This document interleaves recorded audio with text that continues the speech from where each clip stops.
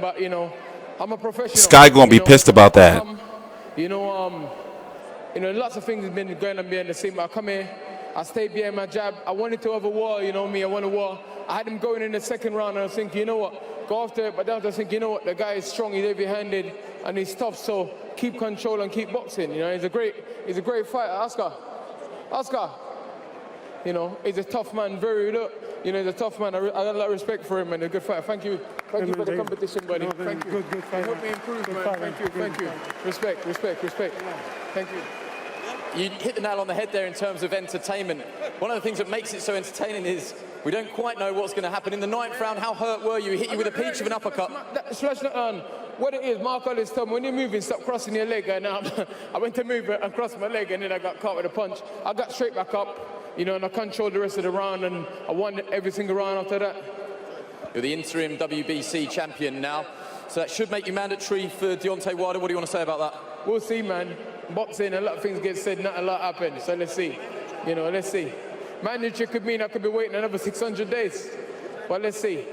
One thing that a lot of people have sort of questioned is you could sit on that ranking and just wait, and the time you would think will come, but you seem to want to fight. Will you fight again in the interim if Deontay Wilder's going to fight Tyson Fury in February or March, we think? We're looking to fight November, December time. I'm waiting for Eddie to, you know, I'm going to sit down now, have a rest. You know, my guy John Harding Jr. is fighting next week, so I'm going to stay on and help him get ready for his fight. You know? Slightly bizarre question, but do the belts matter? Does the title matter, or do you just want to be in good fights? Of course titles matter, man. You know, we're in this to be world champion, you know. Listen, to beat these kind of guys, you know, everyone write me off time and time again, but I just keep showing up, you know. I keep showing up, beat these guys, outbox a world-class fighter, top amateur, been Olympics and everything, you know what I mean? And outbox him and control and dominate the whole fight. So a quick word with Eddie Hearn then. Just shed some light on that. What happens now? What happens next? I'm alluding to, obviously, the mandatory shot against Deontay Wilder. Well, he's mandatory. You know, Dillian Whyte's worked so hard from the get-go. People have been trying to deny him over 600. Does Eddie Hearn have a weave? WBC, and now he's the official mandatory champion. Eddie, that shit look unnatural, bro. World title. He deserves this. He's beaten another world-class fighter in Oscar Rivas. He's improving all the time. That's it. You're right. He can sit on it. He won't sit on it. I wish I had a weave. There's always drama with Dillian Whyte. I'm bald as shit. One thing is confirmed tonight. He's WBC interim world champion, but more importantly than that belt, he's now. Nah, I don't want no weave. The first time he's been mandatory challenger. That shit look like man weave. It's just a case of when, and we need the support of the British public and us and Dillian Whyte to keep pushing the WBC to make sure that the resolution stands before the end of May 2020. Dillian Whyte must fight for the full WBC title. So he's going to keep working hard, but he's got it now. He's mandatory, and that shot will come, and he deserves it. He's come from nowhere. You know, he didn't have the amateur pedigree, he didn't have the funding. He came up in the small hall shows, he backed himself, and now he's got it. He's mandatory challenger. What names are in the hat then if he does, like he said, want to take? There's great fights out there. Right now it's about planning, making sure he has one fight November, December, and then before the end of May. Eddie Hearn got a weave. But like I said, I know he's frustrated with the times. He's now mandatory.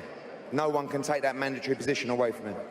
Dillian, do you just want to have the final word? It seems only fair to give it to you. Hey, I also want to say thanks to the fans who keep supporting me. I love you all. Thanks for coming out. You know, stay behind me, you know. It wouldn't be possible without you guys. Thank you. Well done. Wow, what a night we've had. Let's just recap what we've seen. It's been quite...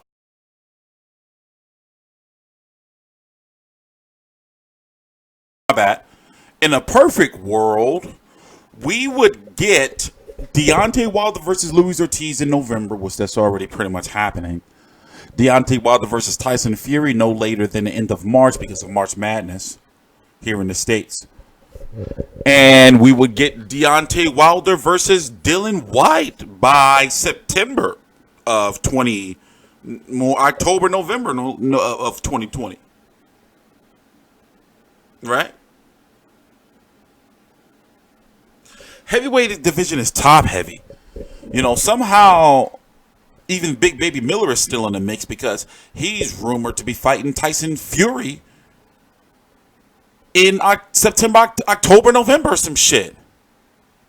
Weird. Manuel Char still got his belt. Everybody wants a little bit of Manuel Char. They want that WBO world title. You got Joe Joyce, the juggernaut, WBA gold. Trevor Bryan and Manuel Char are fighting, by the way, are supposed to be. Kubrat Pulev, I wonder what's up with him. Poor old Jenny Sushi. Every time I mention her name, mad I mentioned it then. This time, my videos get taken down. Bad Sushi. I titled one of my videos, and I showed the clip of her, you know, giving a little seductive, alluring lap dance, Jenny Sushi style. Let me get to this Caleb Plant fight. Look at the time. It's 7:15, so you already know F.A. Jogba in the ring. I know I've been bullshitting around with this card. Listen, Dave Allen quit. I was shocked. Derek Chisora stopped Spielkin too. I was shocked with that too. And this fight, I expected a little bit more, but you know, Dillian Whyte is always going to have a special place in my heart. No homo. So even though I don't think he beats Deontay Wilder, I'm sorry. I think once he eats one, he going down. He ain't getting back up. It's going to be ugly. I'm sorry. That's just my opinion. Am I entitled to my opinion here in the United States? You know, I think I can get used to holding a microphone. I think I can get used to this. You know, talking some shit. Anyway, see y'all in the next video on TstreeT Controversy. This is TstreeT Controversy Live with FightView360.com. Please subscribe.